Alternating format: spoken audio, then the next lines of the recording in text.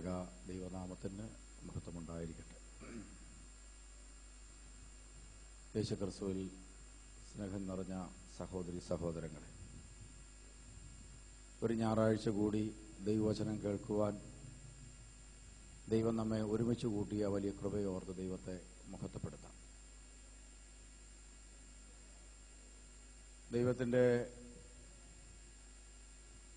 സാന്നിധ്യവും ശക്തിയും തിരിച്ചറിയുന്ന ദൈവമക്കൾ പലപ്പോഴും അവരുടെ ജീവിതത്തിൽ ഒത്തിരി പ്രാർത്ഥിച്ചിട്ട് അവരുടെ ജീവിതത്തിലെ പല സ്വപ്നങ്ങളും സാക്ഷാത്കരിക്കപ്പെടാതെ പോകുന്നതിനെ കുറിച്ച് ഓർത്ത് ഉത്കണ്ഠാകുലരാണ്. ചുറ്റുപാടുകളിലേക്ക് മനുഷ്യൻ നോക്കിക്കഴിയുമ്പോൾ അതിവേഗം പാഞ്ഞുകൊണ്ടിരിക്കുന്ന ഒരു കുതിരയെ പോലെ ലോകം ഇങ്ങനെ ഓടിക്കൊണ്ടിരിക്കുകയാണ്. പുതിയ പുതിയ കണ്ടുപിടുത്തങ്ങൾ, സാമ്പത്തിക മേഖലയിലെ പുതിയ പുതിയ വളർച്ചകളും തളർച്ചകളും, വിദ്യാഭ്യാസ മേഖലയിലുണ്ടാകുന്ന പുതിയ അറിവുകളും വളർച്ചകളും, ആധ്യാത്മിക മേഖലയിലും അങ്ങനെയൊക്കെ തന്നെ. ചുറ്റുപാടുമുള്ള മനുഷ്യരൊക്കെ വന്ന് ധ്യാനം കൂടി ദൈവത്തിന്റെ അനുഗ്രഹമൊക്കെ പ്രാപിക്കുന്നു. അങ്ങനെയൊക്കെ ഇരിക്കുമ്പോൾ ചില മനുഷ്യർക്ക് മാത്രം ഇങ്ങനെ തോന്നാറുണ്ട്, ഞാൻ ദൈവത്തിന്റെ വചനം കേൾക്കുകയും ധ്യാനിക്കുകയും പ്രാർത്ഥിക്കുകയും ഒക്കെ ചെയ്തു, പക്ഷെ എന്റെ ജീവിതത്തിൽ മാത്രം സ്ഥായിയായ ഒരു മാറ്റം കാര്യമായിട്ടുണ്ടായിട്ടില്ലല്ലോ എന്ന് ചിന്തിച്ച് ചിലർ വിഷമിക്കാറുണ്ട്. അത് ഏറ്റവും കൂടുതൽ അവരെ ഭാരപ്പെടുന്നത് ചില ദൈവമക്കൾ വന്ന് സാക്ഷിയൊക്കെ പറയുമ്പോഴാണ്. എന്റെ മക്കളൊന്നും ആയില്ലല്ലോ, എനിക്ക് വലിയ വീടുണ്ടായില്ലല്ലോ എന്ന ചിന്ത ചില മനുഷ്യരെ ഭാരപ്പെടുത്തിക്കൊണ്ടിരിക്കുന്നത് കണ്ടിട്ടുണ്ട്. അതുകൊണ്ട് തന്നെ ദൈവാശ്രയത്തിൽ നിന്നുകൊണ്ട് വളരെ ആവേശത്തോടെ തിടുക്കം കൂട്ടി പലതും ചെയ്തു കൂട്ടി പരാജയപ്പെട്ട ദൈവമക്കളെയും പലപ്പോഴും നമുക്ക് കാണാൻ സാധിക്കും. ആവേശത്തോടെ എടുത്ത് ബിസിനസ്സിലേക്ക് ആടുന്നു, വളരെ പ്രാർത്ഥനയോടുകൂടി പ്രതീക്ഷയോടുകൂടി പലതിലേക്ക് എടുത്തിയാടി എല്ലാ മേഖലകളും തകർന്നു പോയവരുണ്ട്. വിദ്യാഭ്യാസത്തിന് വേണ്ടി എടുത്തിയാടി ജീവിതം തന്നെ തകർന്ന് നിരാശരായവരുണ്ട്. ചിലരിനി പള്ളിയിൽ പോകുന്നില്ല, പ്രാർത്ഥിക്കുന്നില്ല എന്ന് തീരുമാനമെടുത്തവരെയും കാണാൻ സാധിക്കും. യുവതി യുവാക്കന്മാരുടെ ഇടയിലും ഇത്തരം ആളുകളെ കാണാൻ സാധിക്കും. പ്രത്യേകിച്ച് അവര് ഇന്ത്യക്ക് വെളിയിൽ നമുക്കറിയാം, വിദേശ മലയാളികളായിട്ടുള്ളവരുടെ കുഞ്ഞുങ്ങൾക്ക് ഇങ്ങനത്തെ അബദ്ധം പറ്റുന്നുണ്ട്.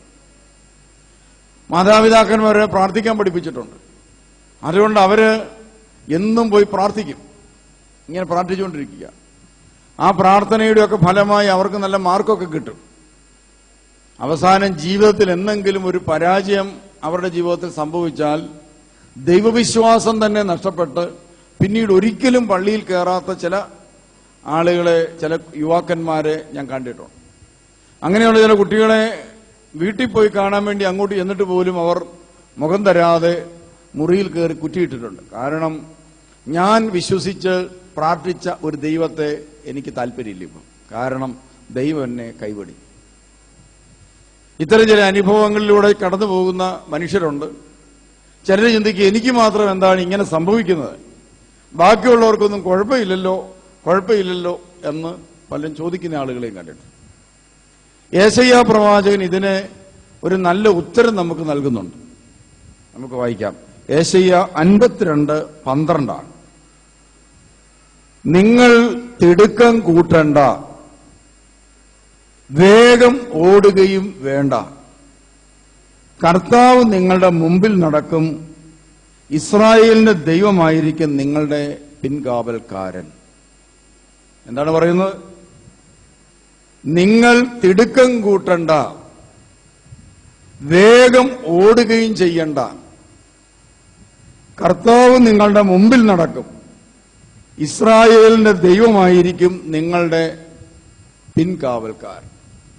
അപ്പോൾ യേശയ്യാ പ്രവാചകൻ പറയുന്ന ഇതാണ്, നിങ്ങളുടെ മുമ്പിൽ ദൈവവും നിങ്ങളുടെ പിൻപിൽ ഇസ്രായേലിനെ നയിച്ച ദൈവം പിൻകാവൽക്കാരനുമായി നിൽക്കുന്ന ഒരു പരുവത്തിന് വേണം ഒരു വിശ്വാസി ജീവിക്കാൻ.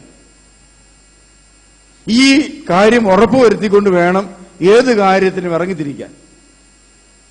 നമ്മളൊരു കാര്യത്തിന് ഇറങ്ങിത്തിരിച്ചാൽ നമുക്ക് ഈ രണ്ട് കാര്യങ്ങൾ നമ്മൾ ഉറപ്പുവരുത്തിയിരിക്കണം. ഒന്ന്, എന്നെ ഈ കാര്യത്തിൽ ഇസ്രായേലിന്റെ പരിശുദ്ധനായ ദൈവം എന്റെ മുമ്പിൽ നിന്ന് എന്നെ നയിക്കാൻ പറ്റുന്നൊരു കാര്യമാണ് ഞാൻ ചെയ്യാൻ പോകുന്നത്. അങ്ങനെ ഒരു ഉറപ്പ് നമുക്കുണ്ടാകണം. രണ്ട്, ഞാൻ പിന്നോട്ട് വീണുപോയാൽ പിന്നിൽ നിന്ന് എന്റെ ദൈവം എന്നെ താങ്ങും എന്ന ഉറപ്പ് ഒരു വ്യക്തി ഉണ്ടാക്കിയെടുത്തിരിക്കണം, ബോധ്യപ്പെട്ടിരിക്കണം. അങ്ങനെയുള്ള കാര്യത്തിന് മാത്രമേ എന്ത് ചെയ്യാവുള്ളൂ, ആ സമയത്ത് മാത്രമേ ഇറങ്ങിത്തിരിക്കാൻ പാടുള്ളൂ. എന്നാൽ പലപ്പോഴും പ്രിയമുള്ളവരെ, വലിയ അമിതമായ തിടുക്കം മൂലം സ്വന്തം ബുദ്ധിയിൽ ആശ്രയിച്ച് വീണുപോകുന്ന അനേകം മനുഷ്യരെ നമ്മുടെ ഇടയിൽ നമുക്ക് കാണാൻ സാധിക്കും.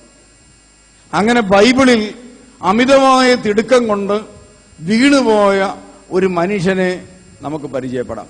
അദ്ദേഹത്തിന്റെ പേരാണ് അബ്രഹാം. എന്താണ് അബ്രഹാം? അബ്രഹാം എന്ന് പറഞ്ഞാൽ നമ്മൾ അദ്ദേഹത്തെ കുറിച്ച് പറയുന്നത് എന്താണ്? അദ്ദേഹത്തിന്റെ പേര് തന്നെ എന്താണ്? വിശ്വാസികളുടെ പിതാവ്. വിശ്വാസികളുടെ പിതാവ് എന്നാണ് അബ്രഹാമിന്റെ പേര്. അബ്രഹാം പ്രിയമുള്ളവരെ ജീവിച്ചു. ഉൽപ്പത്തി പുസ്തകം 12 നമ്മൾ കാണുന്നത് അബ്രഹാമും സാറായും ജീവിക്കുന്ന കാലത്ത് അവർക്ക് മക്കളുണ്ടായില്ല. അവര് വൃദ്ധരാകുന്ന കാലത്തോളം അവർക്ക് മക്കളുണ്ടായില്ല.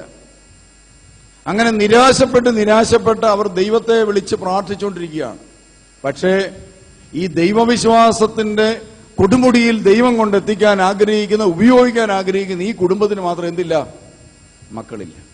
പക്ഷേ ദൈവം അവനോട് പറഞ്ഞിരിക്കുന്ന വാക്കെന്താണ്? നമുക്ക് ആ യെശയ്യാ ഉൽപ്പത്തി പുസ്തകം 12-ാം അധ്യായം വായിക്കുമ്പോൾ നമുക്ക് മനസ്സിലാവും. വായിച്ചേ. കർത്താവ് അബ്രാമിനോട് അരുളി ചെയ്തു, നിന്റെ ദേശത്തെയും ബന്ധുക്കളെയും പിതൃഭവനത്തെയും വിട്ട് ഞാൻ കാണിച്ചു തരുന്ന നാട്ടിലേക്ക് പോവുക. ഞാൻ നിന്നെ വലിയൊരു ജനതയാക്കും. നിന്നെ ഞാൻ അനുഗ്രഹിക്കും. നിന്റെ പേര് ഞാൻ മഹത്തമമാക്കും. അങ്ങനെ നീ ഒരനുഗ്രഹമായിരിക്കും. നിന്നെ അനുഗ്രഹിക്കുന്നവരെ ഞാൻ അനുഗ്രഹിക്കും. നിന്നെ ശപിക്കുന്നവരെ ഞാൻ ശപിക്കും. നിന്നിലൂടെ ഭൂമുഖത്തെ വംശങ്ങളെല്ലാം അനുഗ്രഹീതമാകും.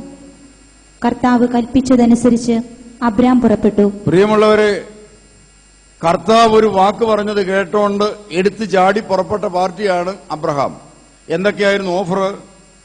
ഇപ്പോൾ ഓഫറിന്റെ കാലമാണ്. നമുക്കറിയാം, ഏത് പരിപാടി ഉണ്ടെങ്കിലും ഓഫർ ഉണ്ടോ എന്ന് നമ്മൾ ചോദിക്കാറുണ്ട്. ഇവിടെ ഓഫറുണ്ട്. എന്തൊക്കെയാണ് ഓഫർ? ഞാൻ നിന്നെ വലിയൊരു ജനതയാക്കും. ഇതാണ് ഒന്നാമത്തെ ഓഫർ. എന്താണ് ഒന്നാമത്തെ ഓഫർ? ഞാൻ നിന്നെ വലിയൊരു ജനതയാക്കും. പിള്ളേരുണ്ടാകാൻ യാതൊരു സാധ്യതയില്ലാത്ത ഒരാളോട് ദൈവം പറയുകയാണ്, ഞാൻ നിന്നെ വലിയൊരു ജനതയാക്കും. പിന്നെ നിന്നെ ഞാൻ അനുഗ്രഹിക്കും. നിന്റെ പേര് ഞാൻ മഹത്തരമാക്കും. അങ്ങനെ നീ ഒരു അനുഗ്രഹമായിരിക്കും. നിന്നെ അനുഗ്രഹിക്കുന്നവരെ ഞാൻ അനുഗ്രഹിക്കും. നിന്നെ ശപിക്കുന്നവരെ ഞാൻ ശപിക്കും. നിന്നിലൂടെ ഭൂമുഖത്തിലെ വംശങ്ങളെല്ലാം അനുഗ്രഹിക്കപ്പെടും. ഇത്രയും ഓഫറുകളാണ് ദൈവം നേരിട്ട് അബ്രഹാമിനോട് പറഞ്ഞിരിക്കുന്നത്. അത്രയും ഓഫറുകൾ നേടിയെടുത്ത അബ്രഹാം എന്ത് ചെയ്തു? ദൈവം കാണിച്ചു തരുന്ന വഴിയിലൂടെ യാത്ര ചെയ്തു. കുറെ കാലം യാത്ര ചെയ്ത് ഉപ്പൂറ്റി തേഞ്ഞതല്ലാതെ ഈ പറയുന്ന ഒരു കാര്യം നടന്നില്ല. ചില ആളുകൾ ഇങ്ങനെയാണ്, ഈ ഓഫറുകളെല്ലാം കേട്ടാണ് എന്ത് ചെയ്യുന്നത്? ഊത്തൂട്ടിച്ചാപ്പലി വന്ന് എന്ത് ചെയ്യുന്നു? നമ്മുടെ കസേരയും തേയാൻ തുടങ്ങി, നമ്മുടെ ചെരുപ്പും തോയാൻ തുടങ്ങി.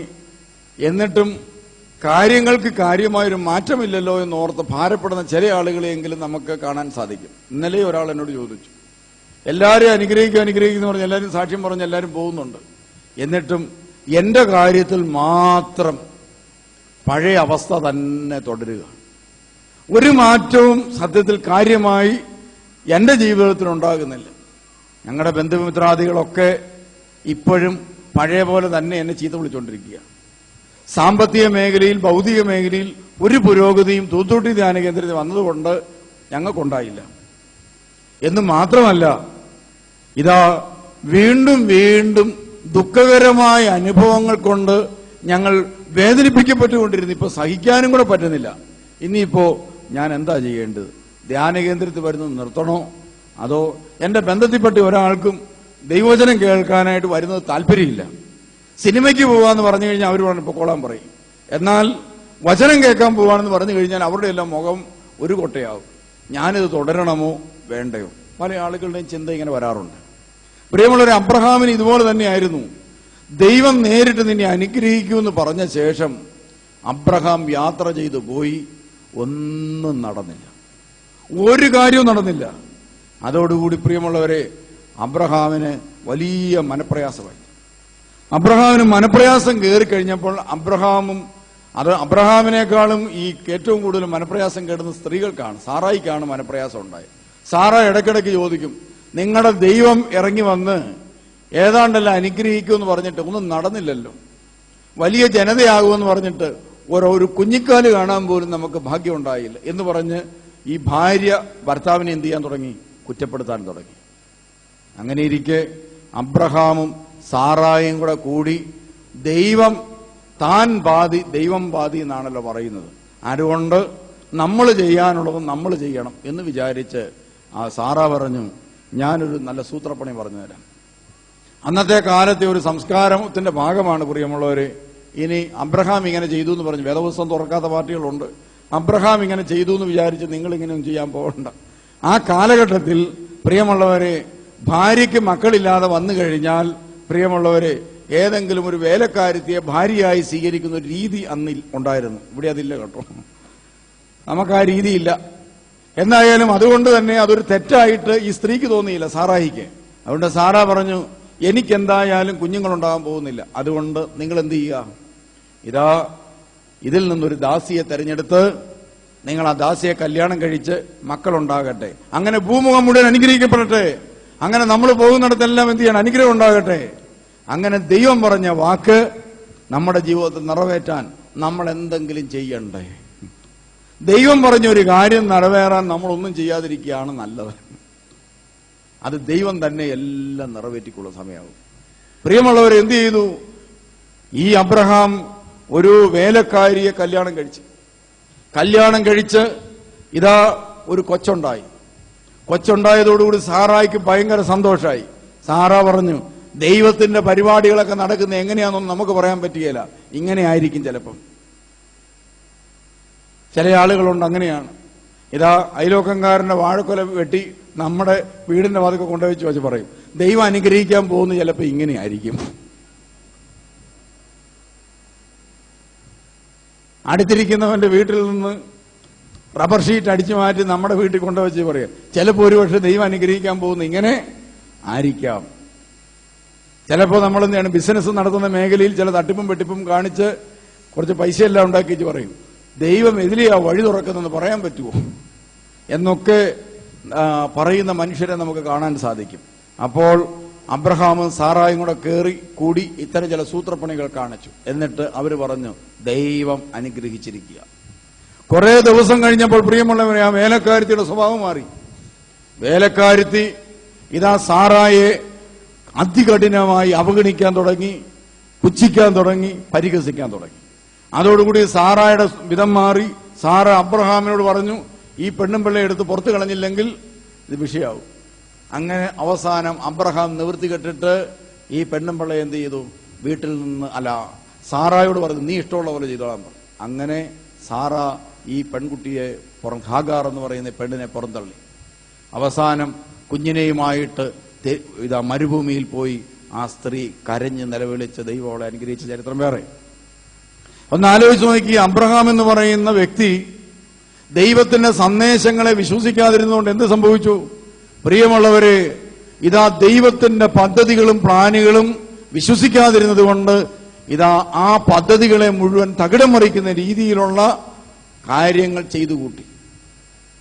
അതിനുശേഷം ദൈവത്തിന്റെ സമയം വന്നു. അത് എത്ര കാലം കഴിഞ്ഞാ? ഒത്തിരി കാലം കഴിഞ്ഞു. ആ സമയത്ത് ദൈവം എന്ത് ചെയ്തു? അബ്രഹാമിന് ദൈവം ഒരു കുഞ്ഞിനെ നൽകി. ആ കുഞ്ഞു വഴി ഇതാ ഭൂമുഖം മുഴുവൻ അനുഗ്രഹിക്കപ്പെടുവാൻ ഇടയായി തീരുകയും ചെയ്തു. എന്നാൽ തിടുക്കക്കാരനായ അബ്രഹാമും സാറായും പ്രിയമുള്ളവരെ ഇതിനു വേണ്ടി കാത്തിരിക്കാതിരുന്നത് കൊണ്ട് അവരുടെ ജീവിതത്തിൽ സമാധാനവും സന്തോഷവും കെടുത്തുന്ന 100 കണക്കിന് അസ്വസ്ഥതയുണ്ടാക്കുന്ന അനുഭവങ്ങൾ അവരുടെ ജീവിതത്തിൽ ഉണ്ടായി. അതുകൊണ്ട് നമ്മുടെ ജീവിതത്തിൽ കർത്താവിന് വേണ്ടി നമ്മൾ എന്ത് ചെയ്യണം? കാത്തിരിക്കണം. മക്കൾക്ക് ജോലി കിട്ടിയില്ല എന്ന് വിചാരിച്ച് നമ്മൾ കള്ള സർട്ടിഫിക്കറ്റ് ഉണ്ടാക്കാൻ പോകരുത്. ചിലപ്പോൾ നമ്മൾ ഓർക്കും, ഒരു ഏജന്റിനെ കണ്ടു, ഇങ്ങനെയായിരിക്കും ദൈവം അനുഗ്രഹിക്കാനിരിക്കുന്നതെന്ന് വിചാരിച്ച് ചിലപ്പോൾ എന്ത് ചെയ്യും? നമ്മൾ ആ കള്ള ഏജന്റിന്റെ പുറകെ പോകും, കാശ് പോവുകയും ചെയ്യും. ഇവരെ എല്ലാം ചൂഷണം ചെയ്യാനായിട്ട് ഒരിക്കലെ ഒരു ധ്യാനം നടന്നുകൊണ്ടിരിക്കുക. ആ സമയത്ത് മറ്റൊരു ധ്യാന കേന്ദ്രത്തിൽ നിന്ന് ഇവിടെ പ്രസംഗിക്കാൻ വന്ന ഒരാള് പ്രസംഗിച്ച് കഴിഞ്ഞ് പുറത്തേക്ക് ഇറങ്ങിയപ്പോൾ എന്നോട് പറഞ്ഞു, ഇതാ ഈ ധ്യാനത്തിനകത്ത് വിസ തട്ടിപ്പുമായി ബന്ധപ്പെട്ട ഒരാൾ വന്നിരിപ്പുണ്ട്. അദ്ദേഹത്തിന്റെ പ്രവർത്തന മേഖല ധ്യാന കേന്ദ്രങ്ങളാണ്. ധ്യാന കേന്ദ്രത്തിലിരുന്ന് ഭയങ്കരമായിട്ട് കൈകൊട്ടി പാട്ടൊക്കെ പാടി, കൈയൊക്കെ വീശിയൊക്കെ പാട്ടൊക്കെ പാടിക്കൊണ്ടിരിക്കും. അങ്ങനെ ഇരിക്കുമ്പോഴാണ് ഹതഭാഗ്യരായിട്ടുള്ള നേഴ്സുമാരോ മറ്റുള്ളവരും ഇങ്ങനെ പരിചയപ്പെട്ടിട്ട് അവർ പറയും, ഞാനിങ്ങനെ വിസ കൊടുക്കുന്ന ആളാണ്, അതുകൊണ്ട് നിങ്ങൾ എന്ത് ചെയ്യണം, നിങ്ങളുടെ ഫോൺ നമ്പർ തരികയാണെങ്കിൽ ഞാൻ ബന്ധപ്പെടാൻ നിങ്ങൾക്ക് ഏതെങ്കിലും അവസരം ഉണ്ടാക്കി തരാമെന്ന് പറയും. അങ്ങനെ ഇവിടുന്ന് പോയി കഴിയുമ്പോൾ അവരെ ഫോണിൽ വിളിക്കും. എന്നിട്ട് പറയും, ധ്യാനം കൂടി ആളാണ്, ധ്യാന കേന്ദ്രത്തിൽ വെച്ച് പരിചയം ഇല്ലേ എന്നൊക്കെ പറഞ്ഞ് വിളിച്ചിട്ട് നമ്മുടെ കയ്യിൽ നിന്ന് കാശും മേടിച്ചോണ്ട് പോകും. അങ്ങനെ അനേകം പേരുടെ കയ്യിൽ നിന്ന് കാശ് വാങ്ങിച്ച് അവസാനം പോലീസ് ഒരു ധ്യാന കേന്ദ്രത്തിൽ വെച്ച് ഈ ആളെ അറസ്റ്റ് ചെയ്ത്. ആ ആള് പുറത്തിറങ്ങി, ജാമ്യത്തിന് പുറത്തിറങ്ങി കഴിഞ്ഞപ്പോൾ പിന്നെ പുള്ളി എന്ത് ചെയ്തു? പുള്ളി പിന്നെ ആദ്യം കണ്ടുപിടിച്ച ധ്യാന കേന്ദ്രമാണ് തൂത്തൂട്ടിയിൽ. അങ്ങനെ പുള്ളി നമ്മുടെ ധ്യാന കേന്ദ്രത്തിൽ കയറിയിരിക്കുകയാണ്. അപ്പൊ ഞാൻ ആ സമയത്ത് പ്രസംഗിക്കാൻ കയറി കഴിഞ്ഞപ്പോഴത്തേനും ഞാൻ വെറുതെ പറഞ്ഞ്, വിസ തട്ടിപ്പുമായി ബന്ധപ്പെട്ട ആളുകൾ ധ്യാന കേന്ദ്രങ്ങളിൽ വരുന്നതായിട്ട് ഇൻഫർമേഷൻ കിട്ടിയിട്ടുണ്ട്, എല്ലാവരും സൂക്ഷിക്കണമെന്ന് മാത്രമേ പറഞ്ഞുള്ളൂ. ഇതാ അതിനുശേഷം ഞാൻ എല്ലാവരുടെയും മുഖത്തേക്ക് നോക്കി. അപ്പോൾ തന്നെ എനിക്ക് മനസ്സിലായി ഈ കള്ളൻ ആരാന്ന്. അയാളുടെ മുഖത്ത് പെട്ടെന്ന് വ്യത്യാസമുണ്ടായി. 4 മണിക്ക് കാപ്പി കുടിക്കാൻ അങ്ങോട്ട് ഇറങ്ങിക്കഴിഞ്ഞ്, പ്രിയമുള്ളവരെ, ഞാൻ മുറി കയറിയിട്ട് തിരിച്ചു വന്നപ്പോൾ പുള്ളി ബാഗ് എടുത്തുകൊണ്ട് അപ്പുറത്തൂടെ സ്ഥലം വിട്ടു. അപ്പൊ പ്രിയമുള്ളവരെ, ചില ആളുകൾ ഇതുപോലത്തെയുള്ള തട്ടിപ്പിനകത്തും വെട്ടിപ്പിനകത്തും ചെന്ന് ചാടാനിടയായി തീരുന്നതാണ്, ദൈവത്തെ അവർക്ക് കാര്യമായ വിശ്വാസം ഇല്ല. വിശ്വാസികളുടെ പിതാവായ അബ്രഹാമിന് പോലും തമ്പുരാനിൽ അത്ര വലിയ വിശ്വാസം ഉറച്ചിരുന്നില്ല. അതുകൊണ്ട് എന്ത് ചെയ്തു? സ്വന്തം പദ്ധതികളും പ്ലാനുകളും തയ്യാറാക്കി അവസാനം ആ പ്ലാനുകൾ വഴി അബ്രഹാം ഒത്തിരി മാനസിക വ്യത അനുഭവിക്കുകയും ബുദ്ധിമുട്ട് അനുഭവിക്കുകയും ചെയ്യാൻ ഇടയായി തീർന്നിട്ടുണ്ട്. അതുകൊണ്ട് നമ്മൾ മനസ്സിലാക്കേണ്ടത്, ദൈവത്തിന് കുറുക്കുവഴി എന്ന് പറയുന്ന ഒരു വഴി ഇല്ല പ്രിയമുള്ളവര്. ദൈവത്തിന്റെ വഴികളെല്ലാം നേരെയുള്ള വഴികളാണ്. അതിന് ചിലപ്പോൾ താമസം നേരിട്ടെന്ന് വരാം. പക്ഷേ നമ്മൾ എന്ത് ചെയ്യണം? ദൈവത്തിന് വേണ്ടി നമ്മൾ എന്ത് ചെയ്യണം? കാത്തിരിക്കുന്നവരായി തീരണം. വേറെയുമുണ്ട് കഥാപാത്രങ്ങൾ ഇഷ്ടം പോലെ നമുക്ക് കാണാൻ സാധിക്കും. ഇതാ പത്രോസിനെ എടുത്ത് പരിശോധിച്ച് നോക്കി. പത്രോസ് അപ്പോസ്തലൻ യേശുക്രിസ്തുവിന്റെ കൂടെ ഒട്ടി ഉരുമി നടന്നയാളാണ്. അവസാനം ഒരു ദിവസം പ്രിയമുള്ളവരെ, ഇതാ കർത്താവ് പറഞ്ഞു, നിങ്ങള് കൈ പിച്ചാത്തി ഓരോന്ന് കരുതിക്കോളാൻ പറഞ്ഞു. ഈ മത്സ്യബന്ധനക്കാരൊക്കെ എപ്പോഴും പിച്ചാത്തി കരുതും. എന്തിനാന്ന് പറയും? മീനെ വെട്ടാനും വിളിക്കാനും ഒക്കെ. അങ്ങനെ അവരെല്ലാം പിച്ചാത്തിയും വെട്ടുരുവയൊക്കെ കയ്യിലുള്ള സമയത്താണ് അങ്ങനെ പോകുമ്പോഴാണ് യേശുക്രിസ്തുവിനെ പിടിക്കാൻ വേണ്ടി വന്നത്. യേശുവിനെ പിടിക്കാൻ വേണ്ടി വന്നതോടുകൂടി കയ്യിലിരുന്ന പിച്ചാത്തി എടുത്ത് ഇതാ എതിരെ വന്നവന്റെ ചെവിക്കിട്ട് ഒരൊറ്റ വെട്ടം വെച്ചു കൊടുത്തു. വെട്ടിക്കഴിഞ്ഞപ്പോൾ ചെവിയാണ് പറഞ്ഞ് താഴെ കിടന്നത്, പിടിക്കാൻ വന്നവന്റെ. യേശുക്രിസ്തു തിരിഞ്ഞ് പത്രോസിന്റെ മുഖത്തേക്ക് നോക്കിയിട്ട് ചോദിച്ചു, 3.5 വർഷക്കാലം ഞാൻ നിങ്ങളെ പഠിപ്പിച്ചതെന്ന്. ആദ്യം തന്നെ പ്രസംഗം മലയിലെ പ്രസംഗമായിരുന്നു. ആദ്യത്തെ പ്രസംഗം മലയിലെ പ്രസംഗത്തിൽ എന്നാ പഠിപ്പിച്ചത്? ശത്രുക്കളെ സ്നേഹിക്കുവൻ, പീഡിപ്പിക്കുന്നവർക്ക് വേണ്ടി പ്രാർത്ഥിക്കുവിൻ, ഒരു കർണം തടിക്കുന്നവന് മറ്റേ കർണം കാണിച്ചു കൊടുക്കുവിൻ എന്നെല്ലാം പറഞ്ഞ് എല്ലാം പഠിപ്പിച്ചു വെച്ചു. പക്ഷേ കാര്യത്തോടടുത്തപ്പോൾ പത്രോസ് എന്ത് ചെയ്തു? തിടുക്കക്കാരനായതുകൊണ്ട് പിച്ചാത്തിയെടുത്ത് ഒരു കീറി. കണ്ടോ? തിടുക്കക്കാർക്ക് പറ്റുന്ന അനുഭവങ്ങളാണിത്. ഇതുപോലെ തന്നെയാണ് നമ്മൾ ധ്യാനം കൂടുമ്പോൾ സത്യത്തില് കണ്ണുനീരോടെ പ്രാർത്ഥിക്കുന്നു. കന്യകമറിയാം അമ്മ നിൽക്കുന്നത് പോലെയാണ് ആ പാട്ട് പാടിക്കൊണ്ട് നിങ്ങൾ നിൽക്കുമ്പോൾ കാണുന്നത്. പക്ഷേ വീട്ടിൽ എന്നതിൽ ഒരു പ്രതിസന്ധി വരട്ടെ, ഇതെല്ലാം അങ്ങോട്ട് മാറ്റിവെക്കും. തൂത്തൂട്ടിയിലെ പുസ്തകം, കീർത്തന പുസ്തകം കൊണ്ട് മാറ്റിവെക്കും. എന്നിട്ട് പറയും, ആരൊക്കെ ഈ നോക്കാവെന്ന് പറയും. ഞായറാഴ്ച വരെ ഇനി അവസരമുണ്ട്, ആരൊക്കെ നമുക്ക് നോക്കാവെന്ന് പറയും. അങ്ങനെ അരക്കൈ നിങ്ങൾ നോക്കുന്നതിന്റെ ഫലമായി പ്രിയമുള്ളവരെ എന്തുമാത്രം തെറിയാണെന്നറിയോ ഞാൻ കേൾക്കുന്നത്. കാരണം എന്താണ്, ഈ തൂത്തുകുട്ടി പരിസരത്ത് അല്ല, ഒരു 10 കിലോമീറ്റർ ചുറ്റളവിൽ ഈ ധ്യാന കേന്ദ്രത്തിൽ വരുന്നവരുടെ ബന്ധുക്കളോ എന്തെങ്കിലും എതിരായിട്ട് പറഞ്ഞാൽ ഉടനെ ഇതാണോ കൂടി ഇതിനെ തൂത്തൂട്ടി പഠിപ്പിക്കുന്നത് ചോദിക്കും. അങ്ങനെ ഓർക്കുക പ്രിയമുള്ളവരെ, നമ്മള് തിടുക്കം കൂട്ടേണ്ട ആവശ്യമില്ല. നമ്മൾ ശാന്തമായി കർത്താവിന്റെ വചനത്തിൽ വിശ്വസിച്ച് നിൽക്കണം. അപ്പോൾ തിടുക്കം കൂട്ടിക്കൊണ്ട്, അതുകൊണ്ടാണ് സങ്കീർത്തനം 32 പറയുന്നത്, നിങ്ങൾ കുതിരയെ ഒന്ന് വായിച്ച്, സങ്കീർത്തനം 32:9.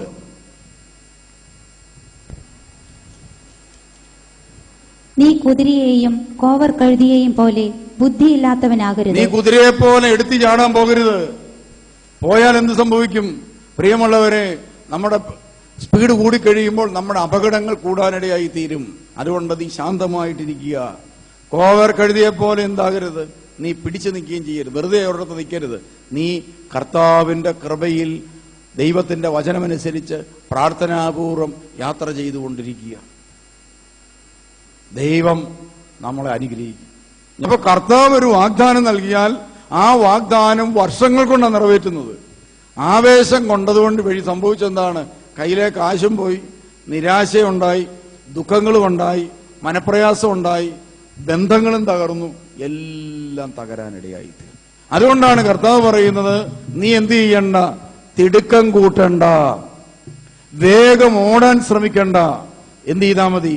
കർത്താവ് നിന്റെ മുമ്പിൽ നടക്കുന്നുണ്ടോ എന്ന് നീ പരിശോധിച്ച് നോക്കുക. അപ്പൊ പ്രിയമുള്ളവര്, കർത്താവ് നമ്മുടെ ഉള്ളിലുണ്ടോ എന്ന് പരിശോധിക്കാൻ നമ്മൾ ആദ്യം സ്കാൻ ചെയ്ത് നോക്കേണ്ട ഒറ്റ സ്ഥലമേ ഉള്ളൂ. അതെവിടെയാണ്? നമ്മുടെ ഹൃദയമാണ്.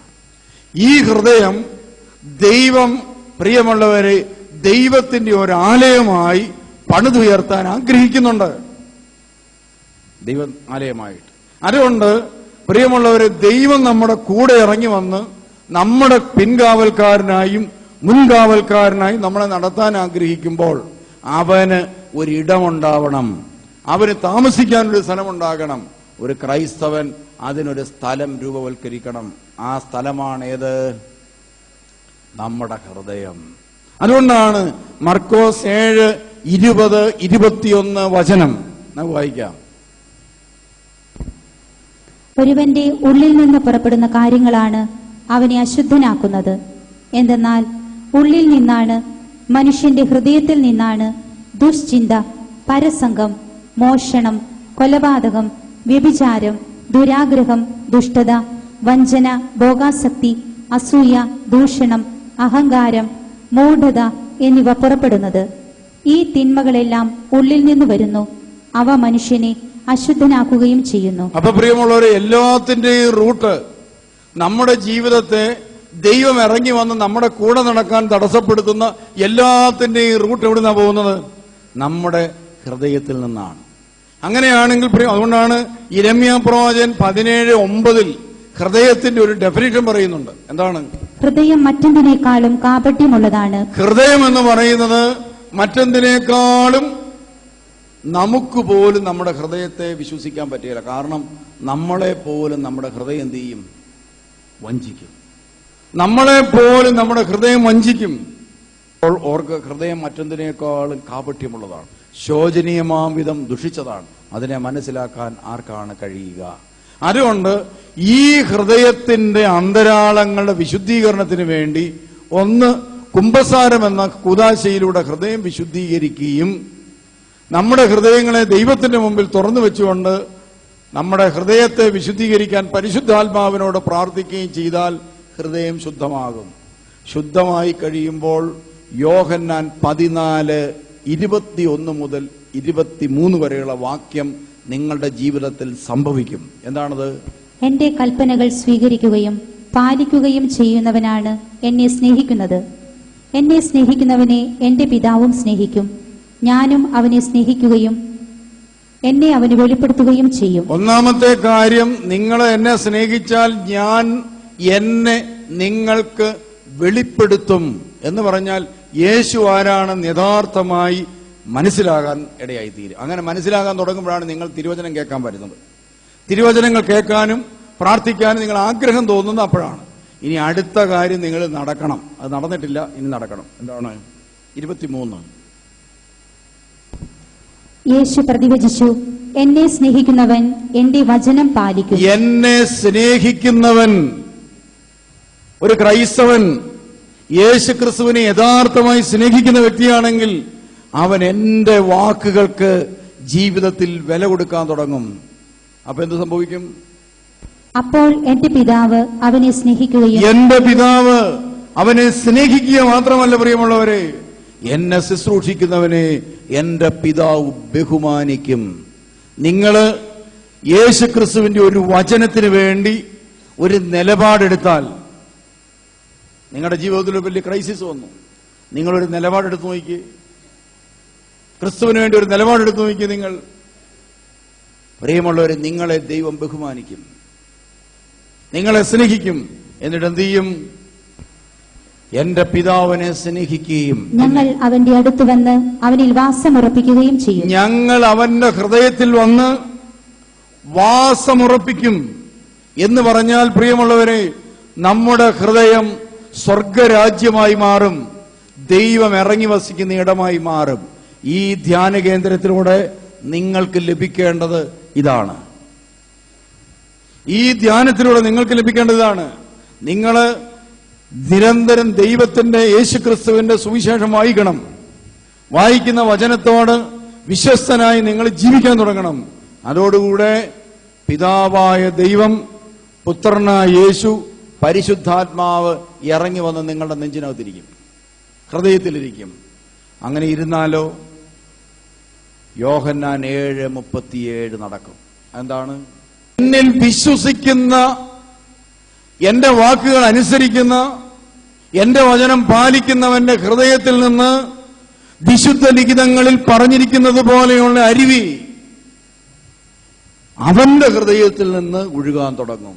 എന്ന് പറഞ്ഞാൽ ഒരു ക്രൈസ്തവന്റെ ഹൃദയത്തിൽ നിന്ന് പരിശുദ്ധാത്മാവ് പൊട്ടിപ്പുറപ്പെടാൻ തുടങ്ങും. അപ്പോഴാണ് പത്രോസ് ഇത് പറഞ്ഞുകൊണ്ടിരിക്കെ കേട്ടുകൊണ്ടിരുന്നവരുടെ മേൽ പരിശുദ്ധാത്മാവ് വന്നു, വിജാതിയരുടെ മേൽ പോലും പരിശുദ്ധാത്മാവ് വർഷിക്കപ്പെട്ടു. അപ്പൊ പ്രിയമുള്ളവരെ, നിങ്ങള് ദൈവവചനം പാലിച്ചാൽ ആര് വന്ന് വാസം ഉറപ്പിക്കൂടെ? ദൈവം വന്ന്. അങ്ങനെയാണെങ്കിൽ നിങ്ങളുടെ വീട് എന്തായി തീരും? ഒരു ദൈവാലയമായി മാറും. നിങ്ങളുടെ ഹൃദയം ഒരു സക്രാരിയും നിങ്ങളുടെ ഭവനം ഒരു ദേവാലയവുമായി മാറും. ഇതാ ദൈവം ആഗ്രഹിക്കുന്നത്. അങ്ങനെ നിങ്ങളുടെ വീട്ടിൽ ദൈവം വസിക്കാൻ തുടങ്ങുമ്പോൾ മറ്റുള്ളവർ വീട്ടിലേക്ക് കയറി വന്നു കഴിയുമ്പോൾ പറയും, സത്യത്തിൽ ഈ വീട്ടിൽ വരുമ്പോൾ ഭയങ്കര സമാധാനം. നമ്മളൊന്നും കൊടുത്തു കാണുകയില്ല. അവർ പറയും, ഈ വീട്ടിൽ വന്നിരിക്കുമ്പോൾ ഭയങ്കര സമാധാനം, ഈ വീട്ടിൽ വന്നിരിക്കുമ്പോൾ ഭയങ്കര സന്തോഷം. ആളുകൾക്കത് ഫീൽ ചെയ്യാൻ തുടങ്ങും. പ്രിയമുള്ളത്, ഫീൽ ചെയ്യും. നിങ്ങളുടെ വീടുകളിൽ അതുണ്ടോ ഇല്ലോ എന്ന് എനിക്ക് അറിഞ്ഞുകൂടാ. എന്നാൽ പിശാച് ഇതുപോലെ തന്നെ സാത്താന്റെ വഴികൾ അനുസരിച്ച് ജീവിക്കുക, മന്ത്രവാദത്തിന് പോവുക, അഭിചാര പ്രവർത്തികൾ ചെയ്യുക, ഇങ്ങനെയെല്ലാം ചെയ്തു കൂട്ടുകയാണെങ്കിൽ എന്ത് സംഭവിക്കും? നമ്മുടെ ഹൃദയത്തിൽ ആദ്യം പിശാച് കയറും. അത് കഴിയുമ്പോൾ നമ്മുടെ വീട്ടിലെന്താ? നമ്മുടെ ഹൃദയം സക്രാരിയാകും. ആരുടെ? സാത്താന്റെ സക്രാരി. നമ്മുടെ വീട്ടിലോട്ട് കയറുമ്പോൾ ആളുകൾക്ക് അവിടെ ഇരിക്കാൻ തോന്നുകയില്ല. എന്തിനേറെ നമുക്ക് പോലും നമ്മുടെ വീട്ടിൽ കയറുമ്പം ഒരു സ്വസ്ഥതയില്ലായ്മ. എന്താണ്? വീട്ടിലോട്ട് കയറുമ്പം ഒരു ഭയങ്കര ഭാരം. വീട്ടിൽ കയറിക്കഴിഞ്ഞാൽ ഒരു കാര്യവും നടക്കുകയില്ല. എന്താണ്? സാത്താൻ റിയലായിട്ട് നമ്മുടെ വീട്ടിൽ വസിച്ചാൽ ഉണ്ടാകുന്ന അവസ്ഥയാണ്. ഒരു കാര്യവും നടക്കുകയില്ല. കുറെ ലക്ഷണങ്ങളുണ്ട് പിശാച് നിങ്ങളുടെ വീട്ടിൽ കയറി കഴിഞ്ഞാൽ. പ്രിയമുള്ളവരെ, ഒന്ന്, ആ വീട്ടിൽ 2 പേര് തമ്മിൽ എപ്പോഴും വഴക്ക് പിടിച്ചുകൊണ്ടിരിക്കും, ഒരു കാര്യമില്ലാതെ. അതാണ് ഒരു ലക്ഷണം. സാത്താന്റെ ഏതെങ്കിലും ഒരു വാക്ക് നമ്മൾ പാലിക്കുക, അഥവാ ദൈവ കൽപ്പനകൾ ലംഘിക്കപ്പെട്ടാൽ, പ്രത്യേകിച്ച് 1-ാം കൽപ്പന. എന്താണ് 1-ാം കൽപ്പന? ഞാനാണ് ദൈവമായ കർത്താവ്, ഞാനല്ലാതെ വേറെ ദൈവം നിനക്ക് ഉണ്ടാകരുത്. ഈ കൽപ്പന ലംഘിച്ച് വിഗ്രഹാരാധനയിലൂടെയോ മറ്റു പാപങ്ങൾ ചെയ്ത് നമ്മുടെ ഭവനത്തെയോ നമ്മുടെ ജീവിതത്തെ അശുദ്ധമാക്കിയാൽ എന്ത് സംഭവിക്കുന്നറിയോ? ഒന്ന്, പിശാച് വീട്ടിലേക്ക് കയറും, അവിടെ കയറി ഇരിപ്പ് തുടങ്ങും.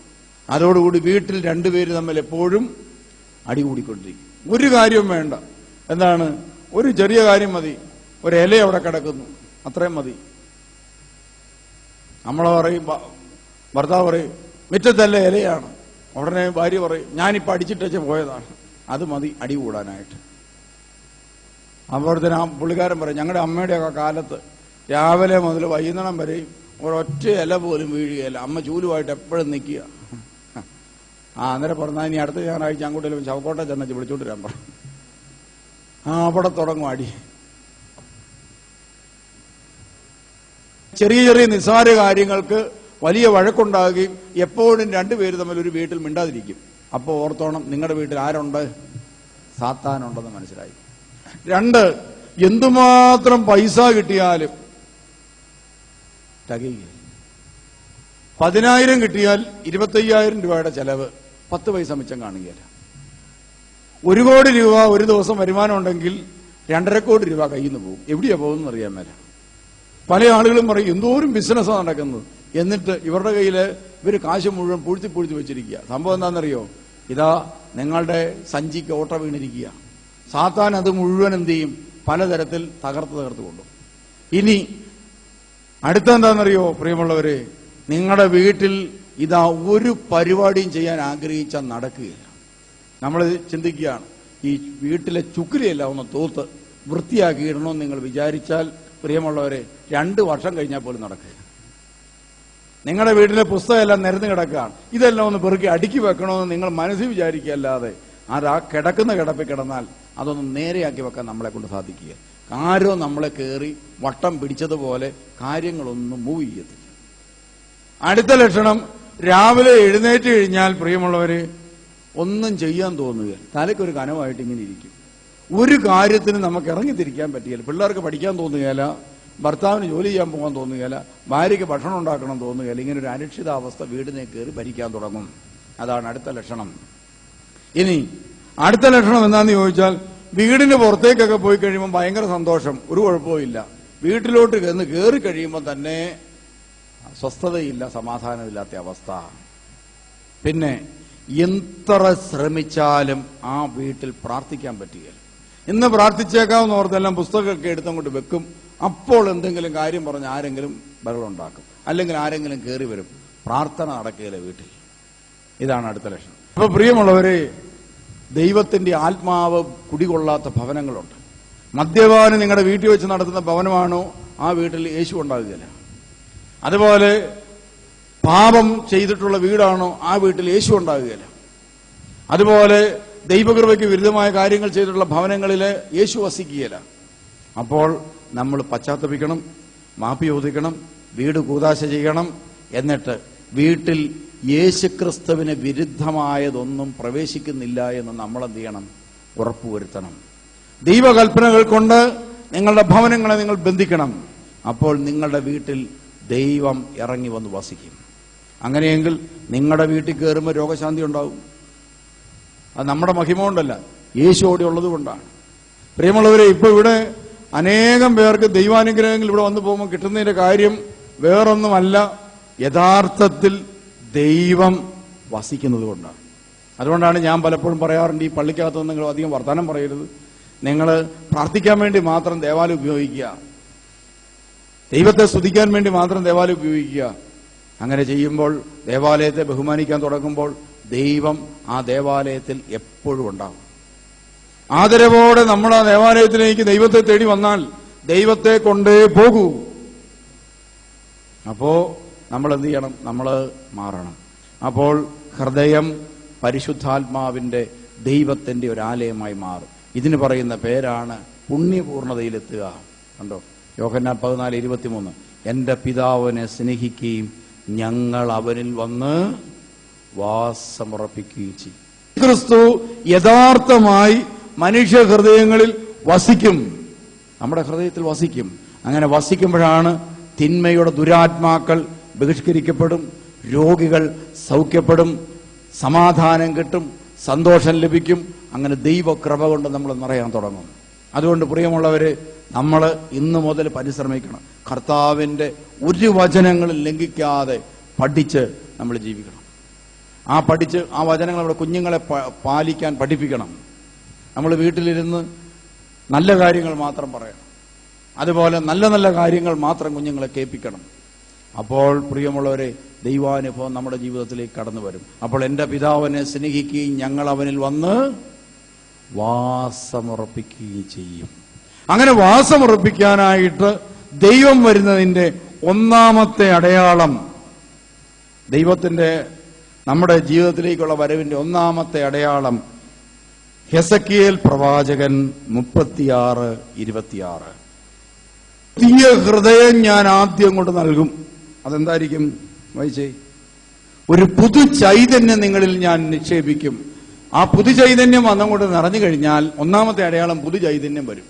അത് നിറഞ്ഞു കഴിഞ്ഞാൽ ചിലപ്പോൾ പ്രത്യക്ഷമായിട്ടായിരിക്കാം, ചിലപ്പോൾ അപ്രത്യക്ഷമായിട്ടായിരിക്കും. എന്നാലും ചൈതന്യം വരുന്നതോടുകൂടി പ്രിയമുള്ളവരെ, നമുക്കൊരു പ്രത്യേക ഉന്മേഷം. രാവിലെ എഴുന്നേറ്റ് പ്രാർത്ഥിക്കണം, പള്ളിയിൽ പോകണം, വിശുദ്ധ കുർബാനയിൽ പങ്കെടുക്കണം, എല്ലാ ദിവസവും ദേവാലയത്തിൽ പോകണം. ഇതാണ് പുതു ചൈതന്യം. ഈ ചൈതന്യം അതങ്ങോട്ട് നിറയുന്നതോടുകൂടി സകല അസ്വസ്ഥതകളും കൊണ്ട് മാറും. പിന്നെ അടുത്തത്, നിങ്ങളുടെ ശരീരത്തിൽ നിന്ന് ശിലാഹൃദയം എടുത്തുമാറ്റി മാംസള ഹൃദയം നൽകും. പിന്നെ ഹൃദയത്തിന്റെ കാഠിന്യമൊക്കെ കൊണ്ട് വിട്ടുപോകും. നമ്മൾ കരുണയുള്ളവരാകാൻ തുടങ്ങും.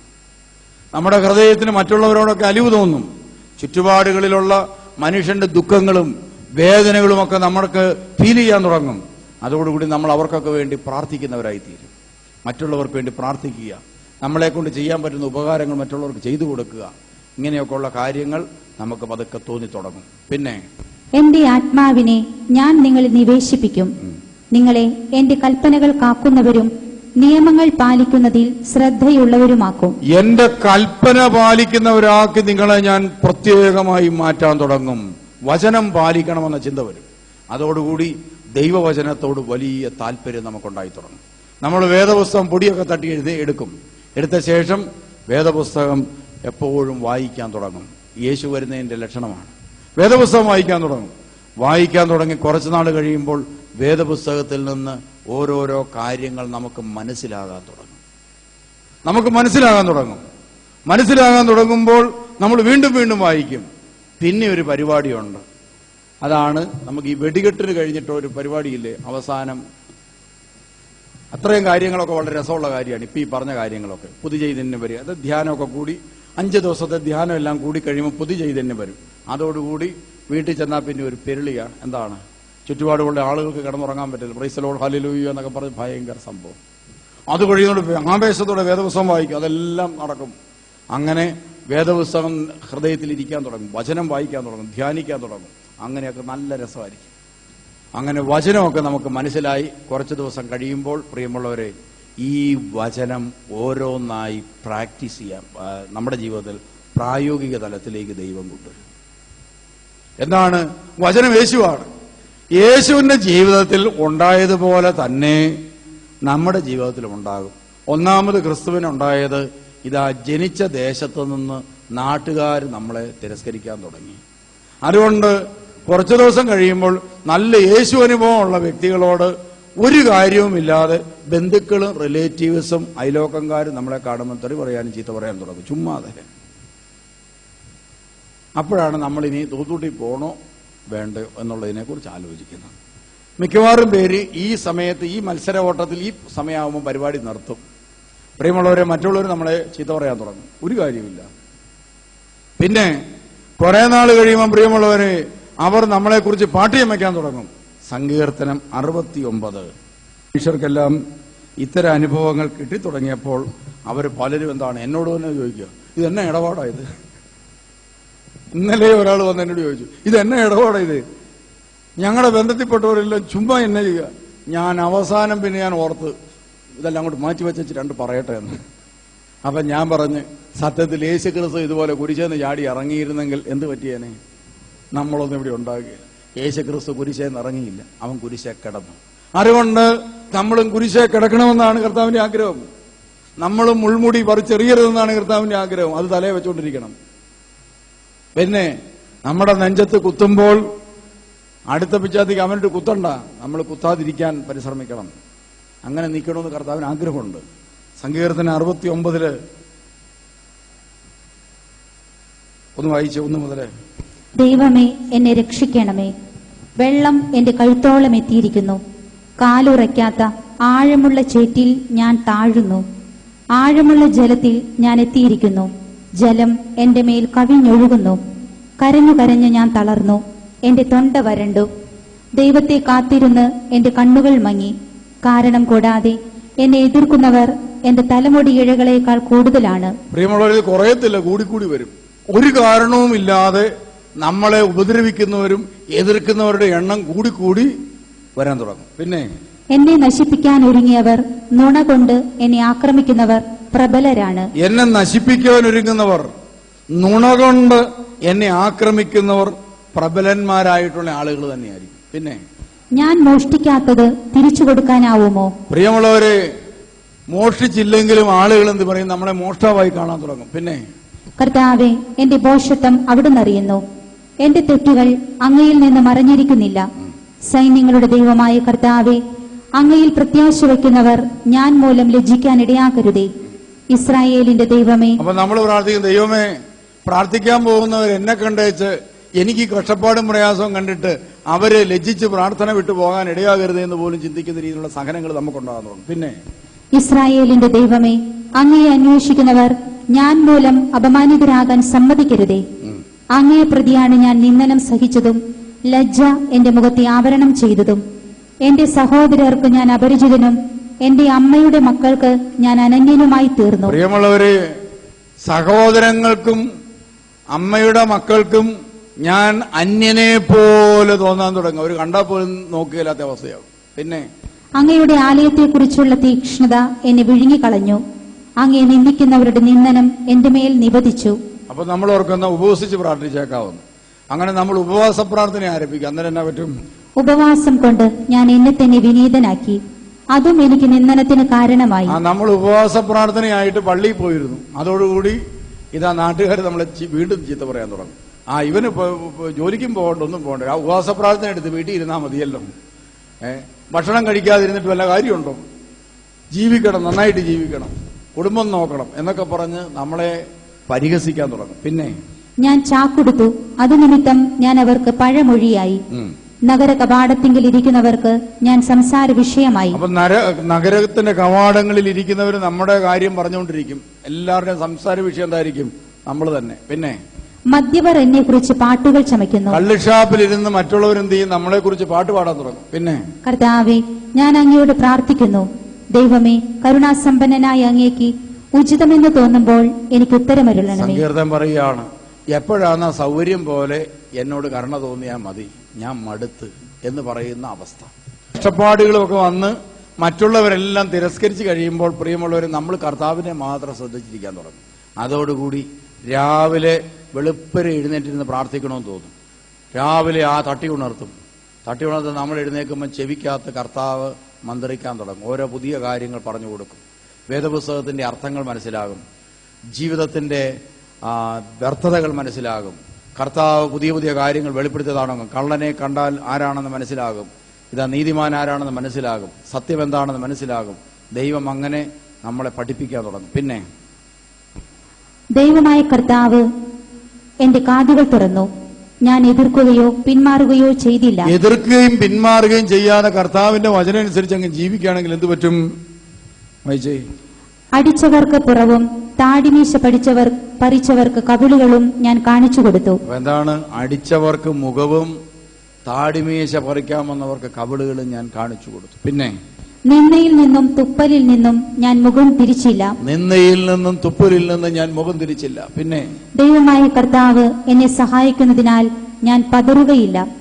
ഞാൻ എന്റെ മുഖം ശിലാതുല്യമാക്കി. എനിക്ക് ലജ്ജിക്കേണ്ടി വരികയില്ലെന്ന് ഞാൻ അറിയുന്നു. പ്രിയമുള്ളവരെ, നമുക്ക് സഹനങ്ങളും കഷ്ടപ്പാടുകളും വരുമ്പോൾ സഹിച്ച് ക്ഷമിച്ച് നമ്മൾ കാത്തിരിക്കണം. അങ്ങനെ കാത്തിരിക്കുമ്പോഴാണ് ഒരു ഉയർത്തെഴുന്നേൽപ്പ് ദൈവം നമുക്ക് നൽകും. പരിശുദ്ധാത്മാവ് ഇറങ്ങി വരും. സമ്പത്തില്ലാത്തവന് ദൈവം സമ്പത്തിന്റെ കവാടം തുറന്നു കൊടുത്താൽ പിന്നെ ആർക്കും അടയ്ക്കാൻ പറ്റുകയില്ല.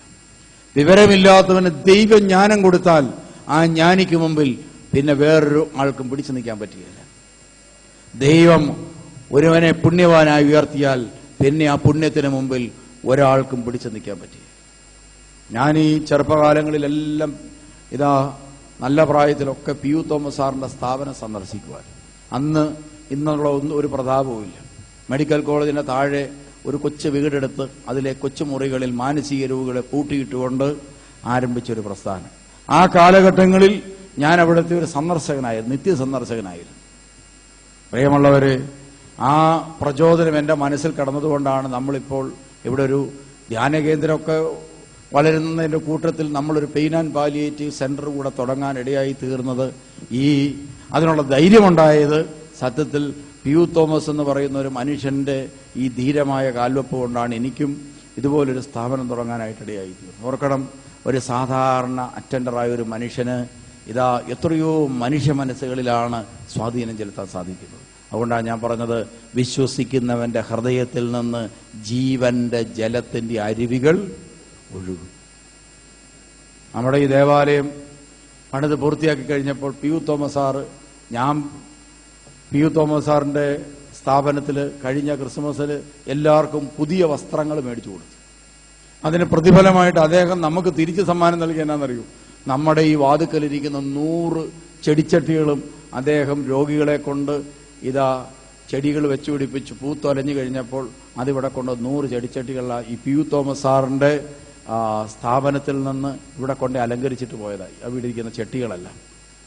അപ്പൊ പ്രിയമുള്ളവരെ, ഞാൻ പറഞ്ഞത് ഒരു മനുഷ്യനെ ദൈവത്തിന്റെ തിരുവചനങ്ങൾ പാലിച്ചപ്പോൾ ദൈവം എടുത്ത് ഉപയോഗിക്കുകയും ഉയർത്തുകയും ചെയ്യുന്നു. ഇതുപോലെ നമ്മളെ ഓരോരുത്തരെയും ദൈവം ഉപയോഗിക്കാൻ ആഗ്രഹിക്കുന്നുണ്ട്. കുട്ടികൾക്ക് വിദ്യാഭ്യാസമുണ്ട്, പണമുണ്ട്, അറിവുണ്ട്, ബുദ്ധിയുണ്ട്, ജ്ഞാനമുണ്ട്. കർത്താവിന്റെ കയ്യിൽ ഏൽപ്പിച്ചു കൊടുത്താൽ എന്തുമാത്രം നമ്മൾ വളരേണ്ടതാണ്. സത്യത്തിൽ നമ്മളിലൊന്നും ദൈവസ്നേഹം ഇല്ല പ്രിയമുള്ളവരെ. നമുക്ക് ഏതാണ്ട് ഒരു ഇച്ചിരി സ്നേഹം എങ്ങാണ്ട് കിട്ടിയിട്ടുണ്ട്, ഒരു തരി സ്നേഹം. അത് വെച്ചൊക്കെ നമുക്ക് ഇത്രയൊക്കെ ചെയ്യാൻ പറ്റിയിട്ടുണ്ട്. നമുക്കറിയാം സ്നേഹത്തിന്റെ ഡെഫിനിഷൻ എന്താണെന്ന് ബൈബിളിൽ പറഞ്ഞിട്ടില്ലേ? എന്നാ ഡെഫിനിഷൻ? 1 കൊരിന്ത്യർ 13:4 മുതലുള്ള വചനം വായിച്ചേ. നമുക്കറിയാം ദൈവം സ്നേഹമാണ്. ഈ സ്നേഹത്തിന്റെ ഒരിറ്റ് നമ്മുടെ ജീവിതത്തിൽ വീണതുകൊണ്ടാണ് നമ്മളിപ്പോ ഈ പള്ളിയിലിരിക്കുന്നത്. ഈ സ്നേഹം നമ്മളിൽ യഥാർത്ഥമായിട്ടുണ്ട്, എന്തൊക്കെ നടക്കും? വായിച്ചേ. സ്നേഹം ദീർഘക്ഷമയും ദയയുമുള്ളതാണ്. സ്നേഹം ദീർഘക്ഷമയും ദയയുള്ളതാണ്. ഈ രണ്ടെണ്ണം നമ്മളിലുണ്ടോ? ദീർഘക്ഷമ എന്ന് പറയുന്ന സാധനം നമ്മുടെ വീട്ടിൽ ഇവിടെ വെച്ചുണ്ട്, വീട്ടിൽ ചെന്നുണ്ടോ? അതില്ല. നമുക്ക് ക്ഷമിക്കാനേ പറ്റുന്നില്ല. പിന്നെ സ്നേഹം അസൂയപ്പെടുന്നില്ല. അസൂയ ഇല്ലാതുണ്ടോ? അതേ ഉള്ളൂ നമുക്ക്. പിന്നെ ആത്മപ്രശംസ ചെയ്യുന്നില്ല. ആത്മപ്രശംസ നമ്മൾ എന്തെങ്കിലും ചെയ്യണ്ട, ചെയ്യുന്നതിന് മുമ്പ് തന്നെ അത് പറഞ്ഞുകൊണ്ടിരിക്കും. പിന്നെ അഹങ്കരിക്കുന്നില്ല. സ്നേഹം അനുചിതമായി പെരുമാറുന്നില്ല. അനുചിതമായി ഒരു പ്രവൃത്തിയും ചെയ്യുകയില്ല. നാത്തൂനെ നാത്തൂനായി കാണും, അമ്മായിയമ്മയായി കാണും. ഇതെന്താണ്? നമ്മളെല്ലാം അനുചിതമായ പ്രവൃത്തി, ഉചിതമല്ലാത്ത കാര്യങ്ങൾ നമ്മൾ ചെയ്യുന്നു. സത്യത്തിൽ നമ്മളിൽ സ്നേഹമില്ലെന്ന് നമുക്കറിയാം. എന്നാലും നമുക്ക് എവിടുന്നോ വീണ് കിട്ടിയിരിക്കുന്ന ശകലം ഇറ്റ് സ്നേഹം കൊണ്ട് നമുക്ക് ഇത്രയൊക്കെ ചെയ്യാൻ പറ്റുന്നുണ്ടെങ്കിൽ യഥാർത്ഥ ദൈവസ്നേഹം കൊണ്ട് നമ്മൾ നിറഞ്ഞാൽ ഭൂമിയെ പിടിച്ച് കുലുക്കാൻ നമ്മളെ കൊണ്ടാവില്ലേ? നമുക്ക് കിട്ടിയിരിക്കുന്ന അറിവും വിദ്യാഭ്യാസവും ഒക്കെ വെച്ച് അതുകൊണ്ട് നമുക്ക് ദൈവസ്നേഹത്താൽ പ്രചോദിതരാകാം. തിടുക്കം കൂട്ടണ്ട, വേഗം ഓടുകയും വേണ്ട. കർത്താവ് നമ്മുടെ മുമ്പിൽ നടക്കട്ടെ, പിൻകാവൽക്കാരനായി ദൈവം നിൽക്കട്ടെ. നമുക്ക് ദൈവത്തിന്റെ വചനങ്ങൾ അനുസരിച്ച് ജീവിക്കാൻ തീരുമാനിക്കാം. കർത്താവിന് ബൈബിൾ തുറക്കുക, സുവിശേഷം വായിച്ചു തുടങ്ങുക, യേശുവിന്റെ മനസ്സിനോട് ഐക്യപ്പെടുവാൻ ജീവിതത്തെ ക്രമേണ ക്രമീകരിച്ചു തുടങ്ങുക. പ്രിയമുള്ളവരെ, ദൈവം നമ്മുടെ ജീവിതത്തിലേക്ക് ഇറങ്ങി വരും. ഇറങ്ങി വന്ന് നമ്മളെ സ്പർശിക്കും. അത്ഭുതകരമായി നമ്മളെ പിന്നീട് വഴി നടത്താൻ തുടങ്ങും. അബ്രഹാമിനെ നയിച്ചതുപോലെ, അബ്രഹാമിന് ദൈവം കൊടുത്ത അനുഗ്രഹം പോലെ തന്നെ ദൈവം വാഗ്ദാനം ചെയ്തിട്ടുണ്ടെങ്കിൽ അനുഗ്രഹം വരും. പ്രിയമുള്ളവരെ, ഞാൻ വാളാടി പള്ളിയിൽ ചെന്ന് താമസമുറപ്പിച്ച് കുറെ കാലം കഴിഞ്ഞപ്പോഴത്തേന് അറിയാതെ ഒരു കാറ് മേടിക്കേണ്ടി വന്നു. മേടിച്ച കാറ് വെള്ളക്കാറായിരുന്നു. അപ്പോഴാണ് എനിക്ക് മനസ്സിലായത് കർത്താവ് വാഗ്ദാനങ്ങളിൽ വിശ്വസ്തനാണ്. കർത്താവ് പറഞ്ഞു, അതൊക്കെ ഞാനങ്ങ് മറന്ന്, വെള്ളക്കാറ് കിട്ടുകയില്ലെന്ന് മനസ്സിലായി, അതെല്ലാം കൈവിട്ടതാണ്. അവസാനം ബിനോയച്ചൻ ഒരു വണ്ടി മേടിച്ചുകൊണ്ട് വന്നു, ഒരു പഴഞ്ചൻ വണ്ടി. അതും മേടിച്ചുകൊണ്ട് വന്നപ്പം ആ വണ്ടി വെള്ളവണ്ടിയാണ്. ഈ വെള്ളക്കാറ് കണ്ടപ്പോഴാണ് എൻ്റെ മനസ്സിൽ ഓർമ്മ വന്നത്, പണ്ട് കാലത്ത് കർത്താവ് പയ്യനായിട്ട് നടന്ന കാലത്ത് കർത്താവ് നൽകിയ സന്ദേശമാണ്, നിനക്കെന്ത് ചെയ്യും, ഒരു വെള്ളക്കാറ് തന്നെ തരും. അത് പൂർത്തിയായി. അതിനുശേഷം പ്രിയമുള്ളവരെ, ഞാനൊരു ധ്യാന കേന്ദ്രത്തിൽ ചെന്നപ്പോൾ അവിടുന്ന് എനിക്ക് കിട്ടിയ സന്ദേശമാണ്, 2003 താമസിച്ചുള്ള ധ്യാനം നടക്കുന്ന ഒരു ശുശ്രൂഷ നിങ്ങൾക്ക് തുടങ്ങാൻ സാധിക്കുമെന്ന്. കറക്റ്റ് 2003 ഞാൻ തൂത്തുട്ടിയിൽ വന്നു.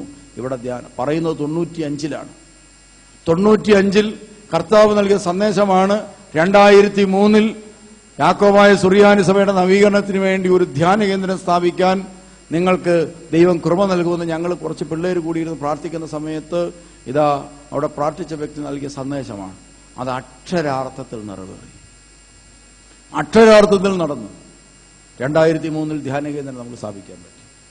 അതുപോലെ ദൈവം എന്തെങ്കിലും വാഗ്ദാനം നമുക്ക് നൽകിയാൽ ആ വാഗ്ദാനങ്ങളെല്ലാം നിറവേറും. അതുകൊണ്ട് ഈ ബൈബിളിലെ വാഗ്ദാനങ്ങൾ മുഴുവൻ നമുക്ക് വേണ്ടിയുള്ളതാണ്. അതുകൊണ്ട് വാഗ്ദാനങ്ങളിൽ വിശ്വസ്തനായ ദൈവത്തിൽ നമുക്ക് പ്രത്യാശ അർപ്പിക്കാം. അതുകൊണ്ട് നമ്മളാരും നിരാശപ്പെടേണ്ടതില്ല. കർത്താവിന്റെ വചനം പാലിക്കുക, കർത്താവിന്റെ മനോഭാവം എടുക്കുക, ക്ഷമിക്കേണ്ടവരോട് ക്ഷമിക്കുക, വിട്ടുവീഴ്ച ചെയ്യണമെങ്കിൽ വിട്ടുവീഴ്ച ചെയ്യുക, വിട്ടുകൊടുക്കേണ്ടതാണെങ്കിൽ വിട്ടുകൊടുക്കുക. പ്രിയമുള്ളവരെ, ദൈവം നമുക്ക് വേണ്ടി കരുതുന്നവനായി മാറും.